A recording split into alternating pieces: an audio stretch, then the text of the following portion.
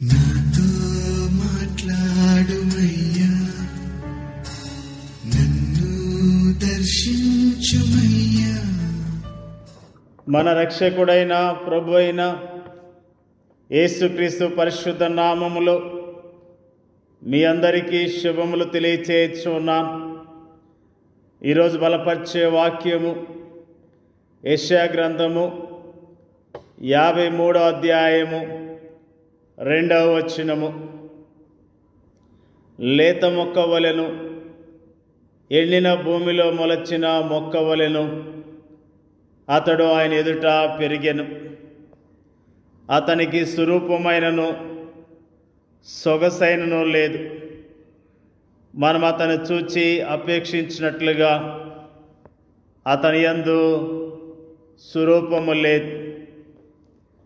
యేసుక్రీస్తు ప్రభువారి గురించి యెషయా ప్రవక్త రచించిన మాటలు ఈ రోజున మనము ధ్యానం చేయుచున్నాం.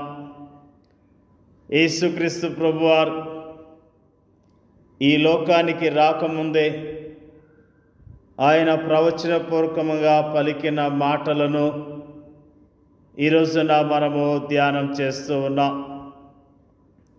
దీనుడుగాను, రిక్తుడుగాను, నిరుపేదగాను పెరుగుతున్న ఆ లేత మొక్క ఇజ్రాయేలీల మనసుల్లో మెదులుతున్న మెస్సయ్యాకు భిన్నమైనవాడు.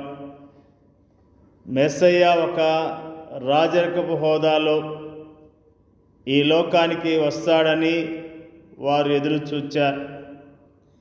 అయితే దీనుడుగాను, రిక్తుడుగాను, నిరుపేదగాను ఉన్న ఆ లేత మొక్కను చూచి ఇతడు మెస్సయ్య కాదు అని పలుకుతూ వారు ఆయన్ను తృణీకరించారు.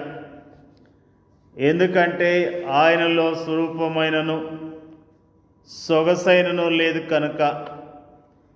ఆయన మనుషుల వలన విసర్జింపబడినవాడును, వ్యసనాక్రాంతుడుగాను, వ్యాధిని అనుభవించిన వాడుగాను, మనుషులు చూడనొల్లని వాడుగాను ఉండిన కనుక ఆయన నిజముగా ఎండిన భూమిలో మొలచిన మొక్క. ఎందుకంటే ఆ సమయంలో ఇజ్రాయేలు ప్రజలు నిజముగా ఎండిన భూమిగానే ఉన్నారు. ఇజ్రాయేలు ప్రజల యొక్క ఆత్మీయ స్థితి ఆ సమయంలో పైపైన వేషధారణతో కప్పబడి ఉన్నప్పటికీ వాస్తవానికి అది ఎండిన స్థితిలోనే ఉంది. అలాంటి సమయంలో వారి మధ్య మొలచిన ఆ లేత మొక్క వారిలా వేషధారణను ప్రదర్శించలేకపోయింది. అలా చేసి ఉంటే అది తప్పక వారి అభినందనల్ని అందుకుని ఉండేదే. అయితే ఆయన నిజమైన వినయము, దేవుని పట్ల ఆయన అచంచలమైన అంకిత భావము, ఆయన నమ్మకత్వము, నిజాయితీతో కూడిన ఆయన దయా కనికరములు, తమ స్వభావాలకు భిన్నమైన ఈ స్వభావములన్నిటిలో ఆయన వారికి స్వరూపము గలవాడిగా కనిపించలేదు. ఆయన మనుషుల వలన విసర్జింపబడినవాడిగా అయ్యాడు. మంచితనమునకు మరో పేరైన ఆ వ్యక్తి తాను ప్రదర్శించిన ప్రేమ, దయ, కనికరములకు బదులుగా మనుషులచే విసర్జింపబడ్డాడు.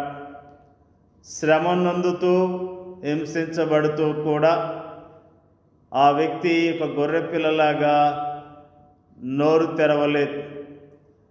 ఇజ్రాయేలు ప్రజలు వీటన్నిటిలో ఆయన యందు ఎలాంటి సౌందర్యాన్ని చూడలేకపోయారు. విశ్వాస నేత్రానికి మాత్రమే ఆయనలోని అద్భుతమైన నైతిక సౌందర్యం కనిపిస్తుంది. కాబట్టి ఈనాడు విశ్వాసులమైన మనము ఆశ్చర్యకరమైన ఆయన సౌందర్యాన్ని వీక్షించి ఆనందిస్తూ ఉన్నాం. ఆశ్చర్యకరమైన ఆయన సౌందర్యము మనల్ని ఆయన గురించిన లోతైన స్తుతి ఆరాధనలోనికి నడిపిస్తుంది. ఆయన వ్యసనాక్రాంతుడుగాను వ్యాధిని అనుభవించిన వాడుగాను ఉండెను. ముళ్ళ కొక్కీలకున్న చర్మపు కొరడాలు ఆయన వీపును పూర్తిగా దున్నివేశాయి. నడినెత్తి నుండి అరికాలి వరకు రక్తసిద్ధమై ఉన్న ఆ వ్యక్తి క్రూరాతి క్రూరముగా చేతుల్లోనూ కాళ్ళల్లోనూ చీలలు కొట్టబడి శిలువ కొయ్యపై ఆకాశానికి భూమికి మధ్య వేలాడదీయబడ్డాడు. అలా నిస్సహాయుడుగా వేలాడుతున్న ఆ వ్యక్తిలో ఈ లోకానికి ఎలాంటి సౌందర్యము కనిపించకపోవచ్చు. అయితే రక్షించబడిన మనకు అలా సిలువలో వేలాడుతున్న ఆ వ్యక్తిలో ఎంత సౌందర్యం కనిపిస్తుందని, ఆయనలో ఎంత ప్రేమ కనిపిస్తుందని, ఆయనలో దయా కనికరాలు ఎంత ప్రకాశమానంగా కనిపిస్తాయని, ఇవన్నీ కూడా మనల్ని ఎంత లోతైన స్తుతి ఆరాధనలోనికి నడిపిస్తున్నాయని, నిజముగా ఆయన మనకు అతి సుందరుడు, అతి కాంక్షణీయుడు. మన ప్రభు అయిన యేసుక్రీస్తు ప్రభువారు మన కొరకు ఆయన పొందిన గాయములను, ఆయన పొందిన శ్రమను, ఆయన పొందిన ఆ శ్రమలను జ్ఞాపకం చేసుకుంటూ ఉన్నాం. ఆయన ఎంతగా మన కొరకు తగ్గించుకున్నాడు. స్వరూపమైనను సొగసైనను లేకుండగా ఆయన గాయపరచబడిన విషయాన్ని, ఆయన పొందిన శ్రమలను ఈరోజున జ్ఞాపకం చేసుకుంటూ ఉన్నాం. నిజముగా ఆయన మనల్ని ఎంతగా ప్రేమించాడు, మన పట్ల ఎంత ప్రేమ చూపించాడన్న విషయాన్ని మనము జ్ఞాపకం చేసుకొని ఆయనను స్తుతించవలసిన వారమై ఉన్నాం. ఆ శిలువ త్యాగము ద్వారా ఆశీర్వాదాలు పొందుకున్న మనము, దీవించబడిన మనము ఆయనను యోగ్యముగా స్తుతించవలసిన వారమై ఉన్నాం. ఆయన నామాన్ని ఘనపరుద్దాం. ఆయనకి హృదయపూర్వకమైన స్తుతులు స్తోత్రాలు తెలియచేద్దాం. దేవుడి యొక్క వాక్యాన్ని దీవించునుగాక. పరిశుద్ధులైన మా తండ్రి, మంచి తండ్రి, నీకు వందనాలు స్తోత్రాలు తెలియజేస్తూ ఉన్నా. నీ ప్రియకుమారుడు పొందిన గాయములను, నీ ప్రియకుమారుడు చిందించిన పరిశుద్ధ రక్తాన్ని, నీ ప్రియకుమారుడు శిలువలో చేసిన ఆ త్యాగాన్ని జ్ఞాపకం చేసుకొని స్తుతించడానికి మాకు ఇచ్చిన ధన్యతను బట్టి స్తోత్రాలు. నీ ప్రియకుమారుని యొక్క మరణాన్ని బట్టి, పునరుత్థానాన్ని బట్టి నీకు స్తోత్రాలు తెలియజేస్తూ ఉన్నాం. నీ ప్రియకుమారుని ద్వారా మమ్మల్ని అంగీకరించి మా స్థితిని బాగు చేసిన తండ్రి, నీకు స్తోత్రాలు తెలియజేస్తూ ఉన్నాం.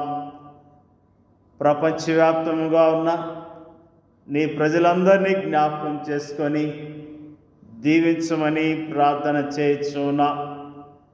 నీ పరిచర్య చేస్తున్న నీ సేవకులను దీవించమని ప్రార్థన చేయుచున్నా.